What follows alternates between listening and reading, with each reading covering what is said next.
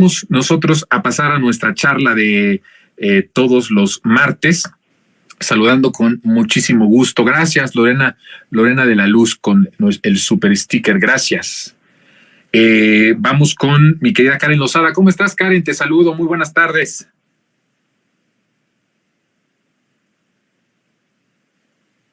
Hola, John. Muy buenas tardes. Muy feliz, como todos los martes, de estar aquí platicando un poquito de lo que está pasando en nuestro país principalmente, y pues hoy vamos a hablar de lo que pasa específicamente en la Ciudad de México.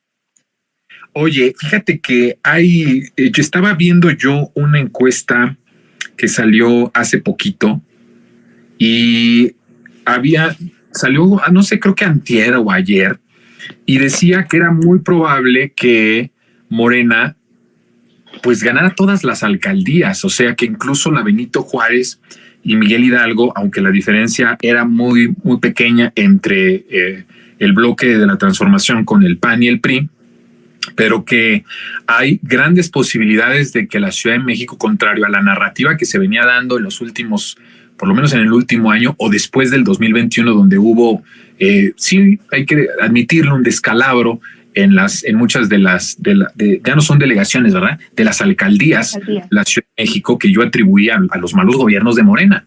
O sea, hay que reconocer, no hubieron buenos gobiernos en esos lugares y la gente que sigue siendo obradorista le dio un voto de castigo, pero vuelve al redil, ¿no? Porque es obradorista, sigue teniendo ese amor por el presidente y entonces le quiere apostar, porque además les ha ido muy mal o sea, si a lo mejor con un gobierno morenista les fue mal, ahorita están en el suelo, ¿no? Les está yendo muy mal con los gobiernos panistas y priistas en la Ciudad de México, y que hay grandes posibilidades de que Morena y el bloque de la transformación vuelvan a dominar, pues prácticamente, si no todas, de nuevo la mayoría de las alcaldías en la Ciudad de México. Pero bueno, más allá de las encuestas, más allá de los números, háblanos un poquito sobre lo que está pasando o lo que tiene que pasar en la Ciudad de México. Sí, yo también estaba revisando previo a este programa varias encuestas, y ciertamente el 2021 no fue el mejor año para Morena, no solamente para Morena, yo diría todo el bloque y la tradición de izquierda que existe en la Ciudad de México, porque se perdió la mitad de la Ciudad de México. Y todavía hace menos de un año existía una fuerte narrativa en la que, al menos dentro de la opinión pública, se había logrado posicionar que Morena iba a perder la Ciudad de México, que Morena iba a perder las alcaldías que todavía conservaba, y que la oposición iba a lograr mantener las alcaldías que conquistó en el 2021. No obstante, coincido plenamente con lo que planteas. En estos últimos meses se ha dado un revés a esta situación, y sí hay encuestas que inclusive marcan que de la mano de algunos candidatos, de algún candidato Morena podría conquistar todas las alcaldías. Hay otras, como la que yo estaba revisando previo a iniciar esta plática, que es la de Gobernarte, que da el triunfo para Morena en 11 de las 16 alcaldías, y solamente la oposición pues conservaría 5, que básicamente son los bastiones en donde ha estado pues ubicada a lo largo del tiempo, y que son las alcaldías con un nivel socioeconómico mucho más elevado, con una clase... Perdimos la comunicación. Aquí estoy. Sí, pensamos que te habíamos perdido, pero nos estabas hablando de los números, de lo que estabas viendo de las alcaldías con mayor número de socioeconómico mayor, ¿no? Sí, que básicamente son la Miguel Hidalgo, la Cuauhtémoc, Coyoacán, recientemente perdida, la Benito Juárez, una de los bastiones históricos de la oposición, y bueno, uno de los golpes que tuvo Morena, que fue Tlalpan, ¿no? Sí, muy sentido, y que se tiene que dar revés por todo lo que representa simbólicamente para la izquierda en nuestro país. Pero bueno, estamos viendo que esta correlación de fuerzas está cambiando drásticamente. Yo lo podría atribuir a varias situaciones. Una de ellas es el trabajo de activación que tuvo el partido después de esta derrota del 2021.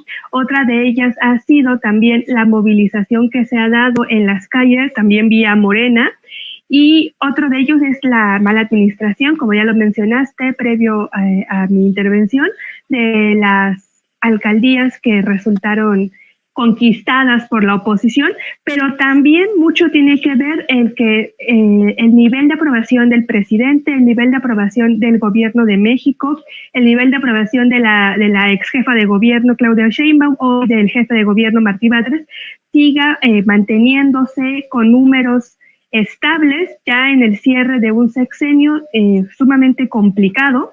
Y todas estas situaciones han dado una vuelta a la oposición que ya creía que iba a quedarse con la Ciudad de México, con la joya del pastel del país, pero que pues estamos viendo que inclusive en las alcaldías en las que pensaba que iba a lograr conservar va a sufrir una derrota garrafal y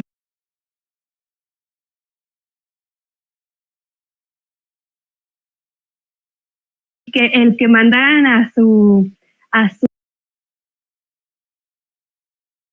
fenómeno de Xóchitl Gálvez a la presidencia fue uno de los grandes errores que cometieron y que seguirán cometiendo, porque al día de hoy, si analizamos a nivel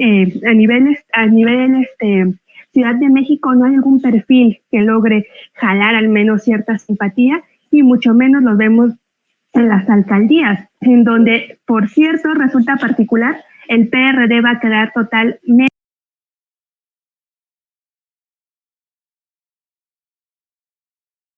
desvanecido, puesto que las dos únicas alcaldías que mantenía, que eran Tlalpan, con Alfa al frente, Alfa González, y Cuauhtémoc con la controversial Sandra Cuevas, de acuerdo con varias encuestas, y no es que todas, se van a perder y las va a recuperar el movimiento de la transformación, el bloque de Morena y de sus aliados.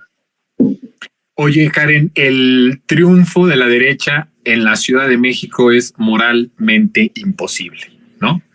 Cambiando un poco esta frase de Benito Juárez, el triunfo de la reacción en la Ciudad de México es moralmente imposible. Creo que eso deben de entenderlo la derecha, y como tú dices, uno de los cuadros en donde sí podía ser, no ganar, pero sí ser más o menos competitivo el frente de derecha en la Ciudad de México, lo tenían con Xóchitl Gálvez.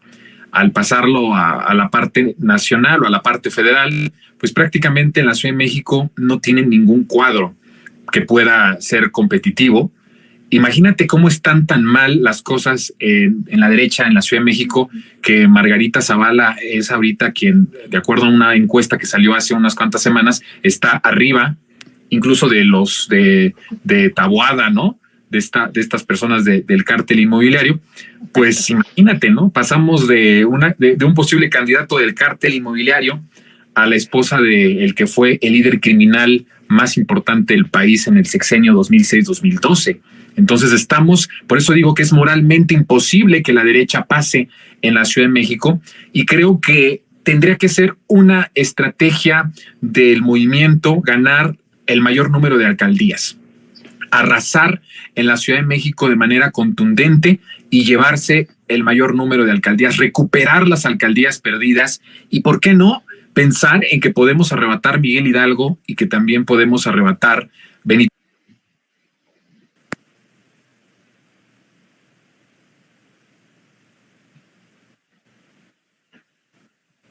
No sé si tenemos... ¿Me oíste, Karen? Sí. Lo último, ¿me lo podría repetir solamente? Me quedé en Benito Juárez. Que pensar en que podemos ganar no solamente el mayor número de las alcaldías, sino pensar en que podemos incluso arrebatar Miguel Hidalgo y Benito Juárez. Sí, claro. Y es que si nos ponemos a analizar diferentes encuestas y sobre todo el sentir de la gente en estas alcaldías que son los bastiones de la derecha capitalina, no se está tan atrás en números Morena y sus aliados. Ejemplo, en la Miguel Hidalgo, de acuerdo con esta encuesta que hoy tengo para presentarles, el PRIAN, como sean ahora, tiene el 39% y Morena está con 35%, es decir, solamente son 4 puntos de diferencia en las alcaldías en donde han tenido mayor arraigo a lo largo de la historia. ¿En qué alcaldía? Esta es en Miguel Hidalgo. En Miguel Hidalgo tenemos estos números. Otros están todos muy parejos. Sí. Sí, muy parejos. En Álvaro Obregón, por ejemplo, que todavía están un poquito adelante el bloque del PRIAN, tienen 41%, pero Morena está 37%. Es decir, tenemos una diferencia de 4 a 5 puntos entre las diferentes posiciones de los dos bloques.